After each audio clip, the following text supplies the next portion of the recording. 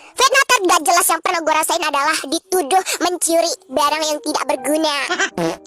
Padahal di situ gue cuman ketawa dan senyum-senyum aja ke muka temen lu yang ngumpetin. Kayak muka temen lu itu kayak tiba-tiba jadi siluman babi. Jadi lu tiba-tiba mukul gue, pelak, sakit vagina. Dan lu tiba-tiba bilang begini, pasti lu kan yang ngumpetin barang gue.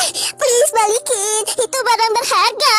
Dan gue cuman bilang, ih apa sih, gak jelas banget lu tai. Itu bukan gue yang ngumpetin ya. Gue langsung jujur, itu temen lu.